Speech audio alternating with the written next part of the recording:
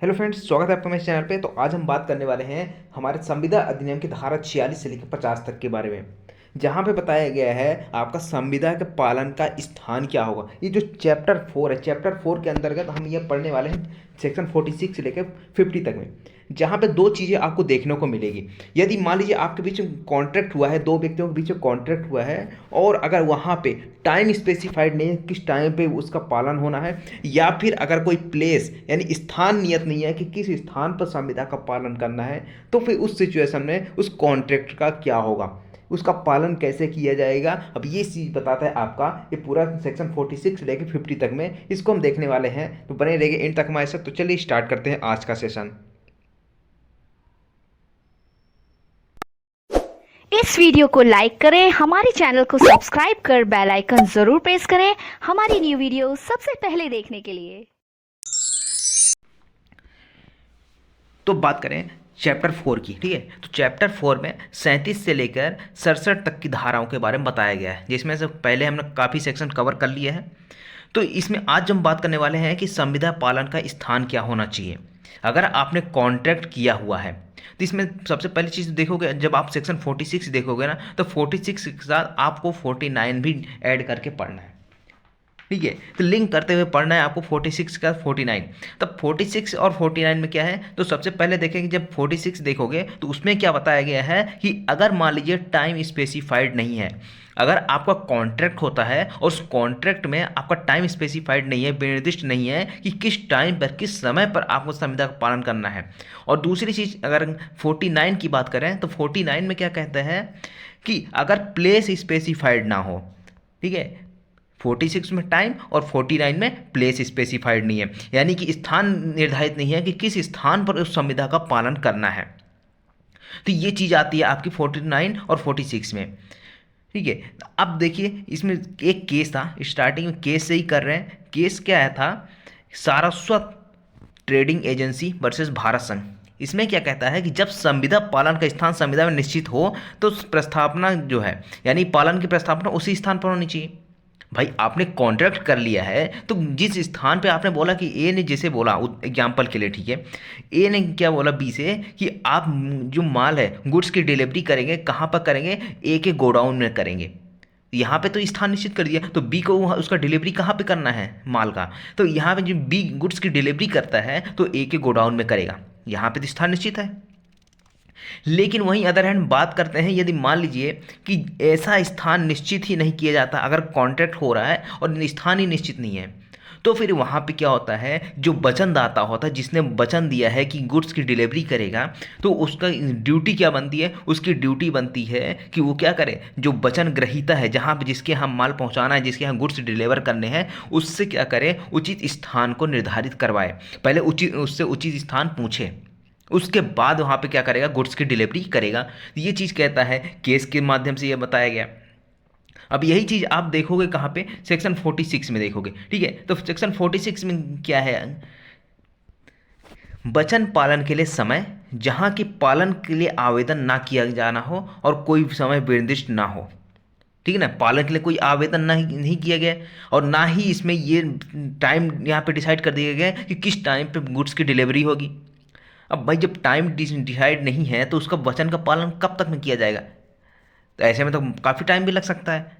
तो यहाँ पे क्या कहता है कि जहाँ की संविदा के अनुसार वचनदाता को अपने वचन का पालन वचन ग्रहीता द्वारा आवेदन किए जाने के बिना, यानी कि वचन ग्रहीता ने कोई ऐसा आवेदन नहीं किया, कोई ऐसी उसकी डिमांड नहीं आई कि कहाँ पे इसका क्या करना है, वचन का पालन करना है, किस टाइम पे करना है, उसमें पालन के लिए कोई समय निर्दिष्ट नहीं किया गया, यानी कोई भी टाइम ऐसा स्पेसिफाइड नहीं किया गया कि किस टाइम पर उस गुड्स की डिलीवरी की जाएगी। जब ये चीज़ नहीं है तो क्या हो जाता है, जो वचनबंध का पालन कैसे किया जाए, युक्तियुक्त समय के भीतर करना होगा। अब बात आती है कि भाई युक्तियुक्त समय होगा क्या, रीजनेबल टाइम क्या है। तो इसके लिए आप स्पष्टीकरण पढ़ो। स्पष्टीकरण क्या कहता है, युक्तियुक्त समय क्या होगा, यह प्रश्न एक विशिष्ट मामले का तथ्य का प्रश्न है। अब ये तथ्य का प्रश्न डिसाइड कैसे होगा, आपने जो कॉन्ट्रैक्ट किया होगा ना, उस कॉन्ट्रैक्ट का उसकी प्रकृति कैसी है, उसका नेचर कैसा है, उसके हिसाब से यहाँ पे डिसाइड किया जाएगा। अब जैसे मान लीजिए यहाँ पे ए क्या करता है, बी से कॉन्ट्रैक्ट करता है, संविदा करता है। संविदा क्या करता है कि मुझे ठंडी तक में क्या चाहिए, पूरा 1 लॉट माल चाहिए, ठीक है ना, पूरा काम, जैसे स्वेटर वगैरह हो गया, ये सब मंगाने का यहाँ पे कॉन्ट्रैक्ट कर लिया कि मुझे आप दे दोगे ठंडी तक। अब ठंडी तक तो बोल दिया भाई, ऐसे एक फिक्स टाइम तो डिसाइड है नहीं कि किस टाइम पे देना है, नवंबर में देना है, दिसंबर में देना है, तब वो चीज़ यहाँ पे आती। अब मान लीजिए बी कहता है कि चलो ठीक है, मैं आपको मार्च तक में दे दूंगा पूरा माल। अब भाई मार्च में तो ठंडी चली जाती है ना, तो इसका नेचर कैसा हुआ, नेचर तो ये हुआ ना कॉन्ट्रैक्टर कि दिसंबर के पहले देना है, जब ठंडी स्टार्ट होती है उस टाइम से आप, उस टाइम के पहले आपको गुड्स की डिलीवरी करनी होगी। तो ये चीज़ आती है कि युक्तियुक्त समय क्या होगा, ये मामले के तथ्य का प्रश्न है कि उस मामले में क्या प्रकृति रही है उस कॉन्ट्रैक्ट की, उस संविदा की, उसके अनुसार यहाँ पे डिसाइड किया जाएगा। अगर यहाँ पे टाइम स्पेसिफाइड नहीं है तो, अगर टाइम स्पेसिफाइड है तब तो कोई बात ही नहीं है, आपको टाइम पे इस संविदा का पालन करना होगा। ये चीज़ होगी। सेक्शन 49 भी इसके साथ पढ़ना है, लेकिन हम आगे पढ़ेंगे, इसके साथ आप लिंक कर लीजिएगा।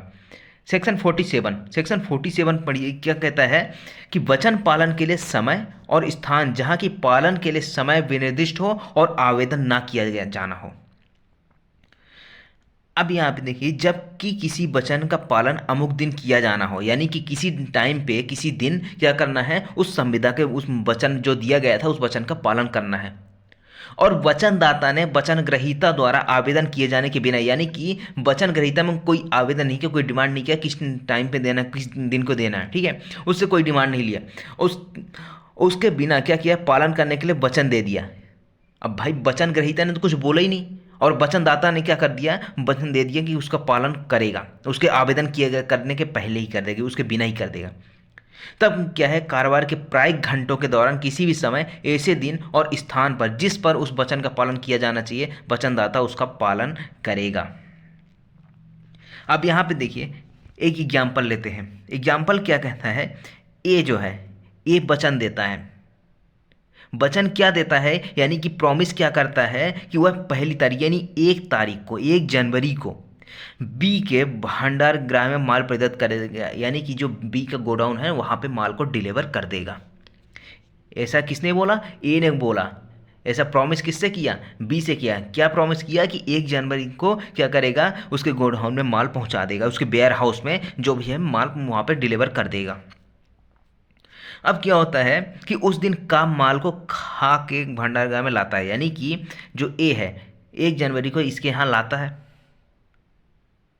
लाता तो है, लेकिन उसके कुछ घंटे इसके जो वेयर हाउस था बंद था, उसके बाद में खुल भी गया होगा, लेकिन ए क्या किया, माल को वापस लेके चला गया, वहाँ पे डिलीवर नहीं किया, ठीक है। या फिर यहाँ पे जैसे बी था, बी ने ऐसा, बी के वेयर हाउस में क्या होता था, जैसे 9 बजे तक ही वहाँ पे माल डिलीवर होता है, वहाँ पे खुला रहता है, उसके बाद बंद हो जाता है। तो यहाँ पे जब इसकी हम एक निश्चित है कि यहाँ पे इस 9 बजे तक ही खुलता है, तो अब 10 बजे लेके जाओगे तो क्या वहाँ पे खुला रहेगा, तो यहाँ पे माना जाएगा कि ए ने उसका पालन नहीं किया है, ठीक है। तो यहाँ पे क्या हुआ, जैसे बी ने कुछ बोला था कि यहाँ पे मेरे जैसे 6 बजे से मान लीजिए 9 बजे तक इस घंटे के बीच में माल यहाँ पे डिलीवर नहीं हो सकता है, अब आप उसी बीच में लेके चले गए, तो यहाँ पे माना जाएगा कि का ने अपने वचन का पालन, यानी ए ने अपने वचन का पालन नहीं किया, क्योंकि इस घंटे के बीच में लाया ना। जैसे आप कोई सामान मंगाते हो तो उसमें डिलीवरी टाइम में ये भी रहता है ना कि किस टाइम पे से किस टाइम के बीच में आपको चाहिए, या फिर कहीं ऐसा भी कोई डिसाइड कर सकते हो कि उस तारीख को हम ये नहीं रहेंगे, या फिर उतने बजे से 6 बजे से 9 बजे तक हम नहीं मिलेंगे, ऐसा भी वहाँ पर लिख सकते हो। उसी तरह यहाँ भी है भाई, उसके बीच में लाता है, जब आप मना करते हो कोई 6 बजे से 9 बजे के बीच में हम डिलीवर नहीं करवाएंगे, तो आप उसी टाइम में ले जाते हो, ये तो गलत है। यहाँ पे माना जाएगा कि आपने अपने वचन का पालन नहीं किया है, ठीक है, ये चीज़ हो जाता है। अब आता है आपका सेक्शन 48। सेक्शन 48 क्या कहता है, अमुक दिन पर पालन करने के लिए आवेदन उचित समय और उचित स्थान पर किया जाएगा, यानी कि किस दिन पे क्या करना है, पालन करना है उस कॉन्ट्रैक्ट का, उस संविदा का, उस प्रॉमिस का जो आपने दिया है, तो उसका पालन एक उचित समय पर और उचित स्थान पर किया जाएगा। उसके लिए आवेदन, यानी कि आप क्या कर रहे हो, एप्लीकेशन कर रहे हो यहाँ पे for performance of certain day ठीक है, एक निश्चित दिन के लिए। जब किसी वचन का पालन अमुक दिन किया जाना हो और वचनदाता ने यह भार अपने ऊपर ना लिया हो, यानी कि किसी दिन पे क्या करना है, पालन करना है, वचन का पालन करना है, और इसके जो भार है ना उसने अपने ऊपर नहीं लिया। किसने नहीं लिया? जो वचनदाता है, जो प्रॉमिसर, जिसने प्रॉमिस किया था कि वह वचन ग्रहीता के आवेदन के बिना उसका पालन करेगा। ठीक है, अब यहाँ पे क्या हुआ कि भाई जब वचनदाता जो है, प्रॉमिसर जो है, वो कहता है कि भाई आप अगर उस स्थान नहीं बताओगे, प्रॉपर स्थान नहीं बताओगे, तो हम आप उसको डिलीवर नहीं करेंगे गुड्स को। तो ये चीज़ अगर आप वचनदाता जो प्रॉमिसर है अपने ऊपर ले लेता है कि हाँ मैं डिलीवर नहीं करूंगा, अगर एक फिक्स टाइम बताओगे, आवेदन करोगे कहाँ पे पालन करना है, तो भाई हम पालन करेंगे, अदरवाइज हम नहीं कर पाएंगे। तब वचन ग्रहीता का क्या कर्तव्य हो जाता है, जो आपका प्रॉमिसर है उसका एक जो एक ड्यूटी बनती है कि पालन के लिए आवेदन जो है उचित स्थान पर और कारोबार के प्रायिक घंटों के भीतर करे। प्रायिक घंटों के भीतर का मतलब क्या होता है कि जिस टाइम पे उसका कारोबार रहता है। भाई अगर 9 बजे से लेकर 5 बजे तक रहता है, सुबह 9 बजे से 5 बजे तक, तो भाई 9 से 5 बता दे, भाई फिक्स टाइम बता देना। अगर फिक्स टाइम नहीं बताएगा तो उसको, अगर यहाँ पे वचनदाता ने बोल दिया कि हम डिलीवर नहीं कर पाएंगे, तो भाई नहीं कर पाएंगे। तो उचित समय और स्थान क्या होगा, ये भी एक तथ्य का प्रश्न होगा। आ गई बात समझ में?